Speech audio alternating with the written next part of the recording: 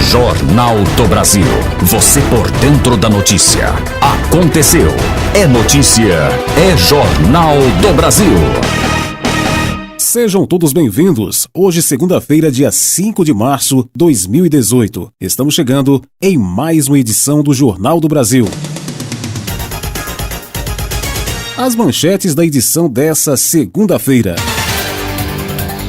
Cabral é condenado a 13 anos por lavagem de dinheiro na compra de joias. A habilitação para receber perdas de planos econômicos deve começar em maio. São Paulo prorroga até o dia 16 campanha de vacinação contra a febre amarela. Caso Elisa Samúdio. Macarrão deixa penitenciária em Minas Gerais para cumprir pena em regime aberto. Esses e outros destaques agora, no Jornal do Brasil dessa segunda-feira, 5 de março de 2018.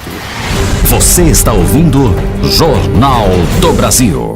Uma família que contraiu doença de Chagas em Labreia, no Amazonas, teve a confirmação de que o parasita estava presente em açaí consumido pelas pessoas. A Fundação de Medicina Tropical Dr. Heitor Vieira Dourado e a Fundação de Vigilância em Saúde do Amazonas comprovaram a presença do transmissor em amostra de açaí analisada. A Secretaria de Saúde do Estado confirmou que as 7 pessoas da mesma família foram infectados com a doença e são monitorados desde janeiro, quando o caso foi notificado. A Secretaria ainda informou que é a primeira vez que é comprovada cientificamente a presença do protozoário causador da doença no alimento. Por meio de nota, a Fundação de Vigilância Sanitária do Amazonas informou que ações de conscientização de produtores de açaí serão reforçadas. Em 2010, testes científicos provaram que o protozoário causador da doença de Chagas pode sobreviver na polpa do açaí, mesmo em temperaturas de até 20 graus centígrados. Uma agência bancária foi alvo de uma tentativa de assalto na sexta-feira no Rio de Janeiro, no qual os criminosos chegaram a manter mais de 30 reféns no interior do recinto e que terminou com 2 mortes. Um ferido e 4 suspeitos foram detidos, informou a polícia. As vítimas foram um dos assaltantes, que morreu durante uma troca de tiros com agentes de segurança, e um policial aposentado, que era cliente do banco e fazia uma transação no local, afirmou a Polícia Militar do Rio de Janeiro em comunicado. Os outros 4 assaltantes se entregaram às autoridades depois de quase 3 horas de negociação, nas quais mantiveram como reféns mais de 30 pessoas que já foram liberadas. O ferido foi levado para um hospital próximo e poucos minutos depois recebeu alta, acrescentou a PM.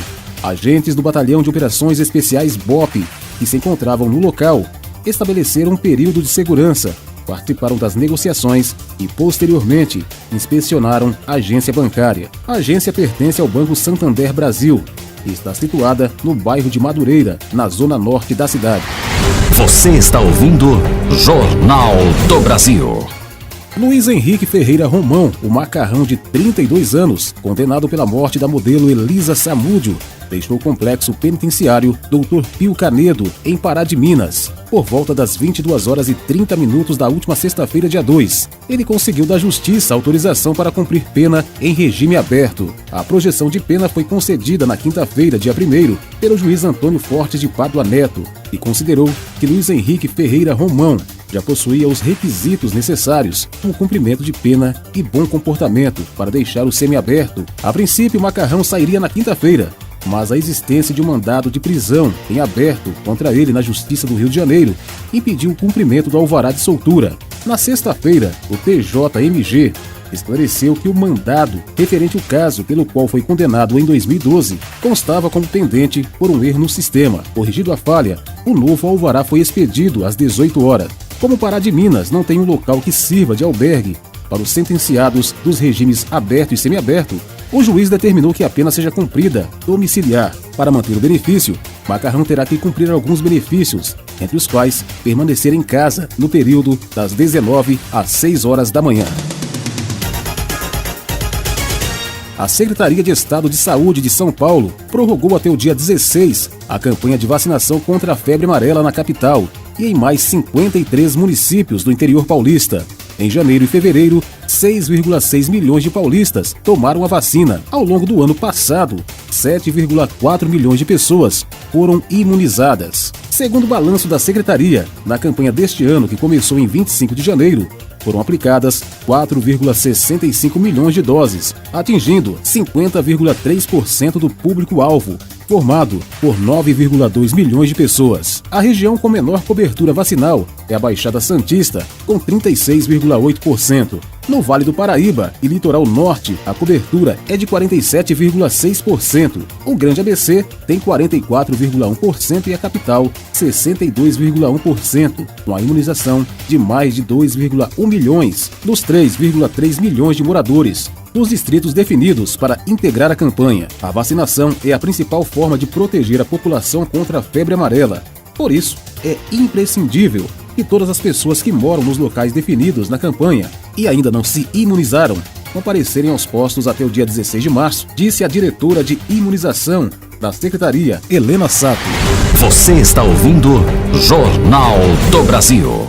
Os bancos devem começar a receber em maio os pedidos de habilitação dos poupadores para pagamento das perdas financeiras com os planos econômicos das décadas de 80 e 90. O pagamento deve começar ainda no primeiro semestre deste ano, de acordo com a previsão do advogado Walter Moura, do Instituto Brasileiro de Defesa do Consumidor, IDEC. Foi feita uma homologação de ministros do Supremo Tribunal Federal, STF, ao acordo para a compensação das perdas dos poupadores com os planos econômicos Bresser, 1987, Verão, 1989 e Collor II, 1991. Com as homologações, começa a valer o prazo de 90 dias para os bancos iniciarem o recebimento dos pedidos de habilitação dos poupadores. Entretanto, a expectativa é que a plataforma de adesão pela internet seja lançado antes do fim desse prazo, em maio, de acordo com nota conjunta da Advocacia Geral da União, AGU, do Banco Central, do Instituto Brasileiro de Defesa do Consumidor, IDEC, da Frente Brasileira pelos Poupadores e da Federação Brasileira de Bancos, FEBRABAN. As entidades vão trabalhar na estruturação da plataforma eletrônica que receberá as adesões dos poupadores. O ex-governador Sérgio Cabral foi condenado a 13 anos e 4 meses de prisão em regime inicialmente fechado pela compra de joias com o objetivo de lavar dinheiro do crime. A decisão foi tomada na sexta-feira, dia 2, pelo juiz Marcelo Bretas, da 7ª Vara Federal Criminal. É a 5ª condenação de Cabral. Também foi condenada a ex-primeira-dama Adriana Anselmo a 10 anos e 8 meses em regime semiaberto. O operador financeiro do grupo, Carlos Miranda, a 8 anos e 10 meses em regime fechado. E o outro operador financeiro, Luiz Carlos Bezerra, a 4 anos em regime aberto. Bretas determinou ainda a perda das joias compradas e o pagamento de multa no valor de 4,527 milhões. Repartidos entre os 4 condenados. De acordo com o processo, foram 5 joias. As adquiridas para Adriana Anselmo têm a emissão de nota fiscal. O total comprado inclui brinco de ouro com brilhante no valor de 1,3 milhão, brinco de ouro com brilhante 1,8 milhão, anel de ouro com brilhante 1,1 milhão, conjunto de pulseira de ouro com diamante, brinco de ouro com diamante e anel de ouro com diamante, R$107 mil, e o brinco de ouro com rubi, R$262 mil. Você está ouvindo Jornal do Brasil.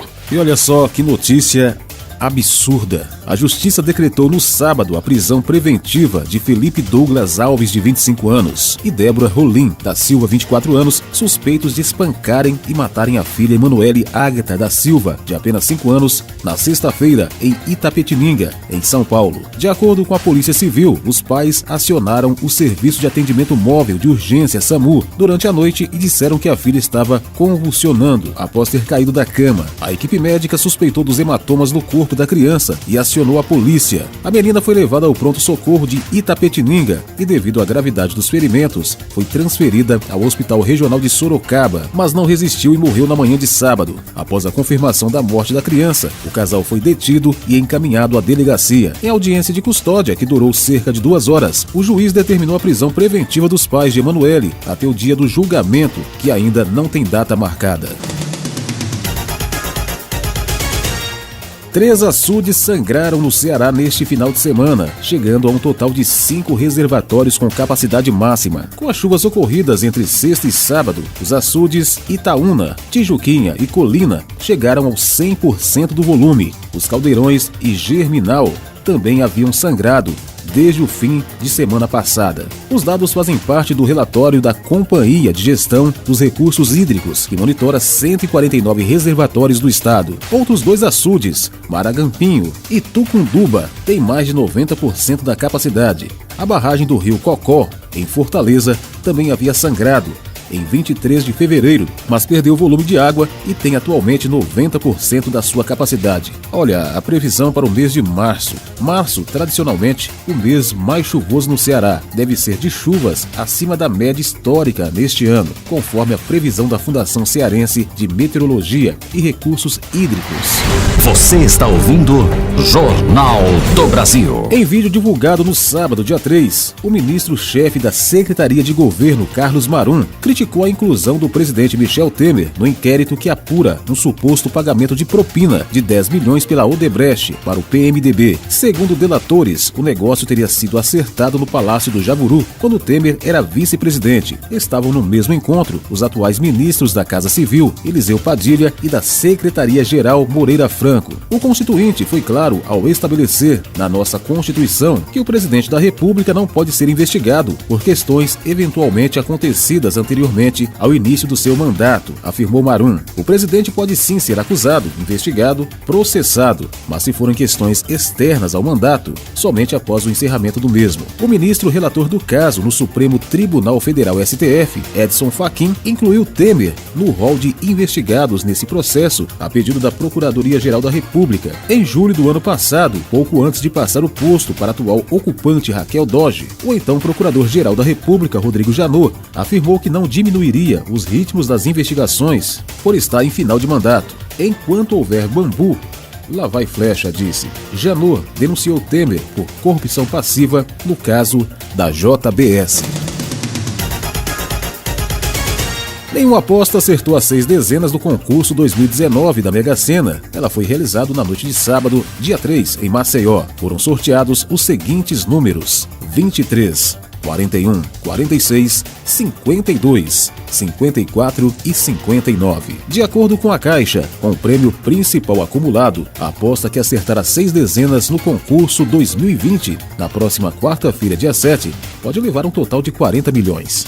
54 apostas acertaram a quina. Cada ganhador vai levar o prêmio de R$ 48.889,92. A quadra teve 4.043 apostas vencedoras e cada uma vai receber um total de R$ 932,84. Agora, no Jornal do Brasil, placar esportivo.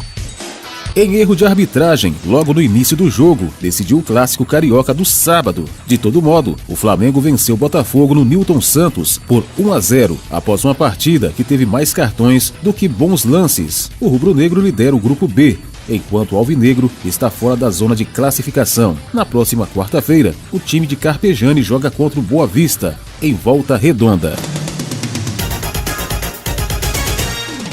Rodrigo Lasmar, médico da seleção brasileira, fez um comunicado junto com o médico francês Gerard Sailant, após cirurgia realizada em Neymar, alvo de críticas por parte da imprensa, que viu uma tensão entre as equipes médicas brasileiras e francesa. O médico da seleção fez um breve comunicado oficial a jornalistas no início da tarde de sábado, logo após a cirurgia no pé direito do atacante, acompanhado pelo médico Gerard, o mesmo que operou o joelho de Ronaldo Fenômeno antes da Copa de 2002. Lasmar buscou passar uma mensagem de sintonia entre brasileiros e franceses. A expectativa transformou-se em realidade e Cristiano Ronaldo alcançou 300 gols no Campeonato Espanhol. Na verdade, ultrapassou. Foi na noite de sábado, quando o português fez 2 tentos na vitória de 3-1 do Real Madrid sobre o Getafe, em jogo da 27ª rodada do Campeonato Espanhol, os 2 últimos no Santiago Bernabéu. Balé abriu o placar e Portillo, quando estava 2-1, de pênalti, descontou para os visitantes. O Vasco da Gama está tendo um começo de ano muito bom ofensivamente e um dos artilheiros da equipe no ano é o lateral direito Iago Pikachu. Mesmo com os 4 gols que já marcou em 2018, o camisa 2 do Vasco não quer levar fama de artilheiro e garante que esse rótulo é apenas para os atacantes do clube. Iago Pikachu já fez 8 gols pelo Vasco em 2018 e até o momento foram 4 bolas na rede. 3 pela Libertadores da América e 1 no Campeonato Carioca. O Crystal Palace confirmou na sexta-feira a contratação de Diego Cavalieri. O ex-goleiro do Fluminense assinou com o clube londrino até o final da temporada europeia, em junho, e pousou com a camisa vermelha dos Eagles. Cavalieri chegou a pedido do técnico Roy Hodgson, que o treinou quando defendeu o Liverpool entre 2008 e 2010. Agora, com 35 anos, o goleiro, em princípio, vai ocupar o lugar do reserva Speroni, que lesionou o joelho, e fazer sombra a Hennessy, e está entre os 25 inscritos do campeonato inglês. Você ouviu Placar Esportivo. E o Jornal do Brasil dessa segunda-feira fica por aqui. Para você um forte abraço, tenham todos uma excelente semana. A gente volta a se falar amanhã. Você ouviu Jornal do Brasil.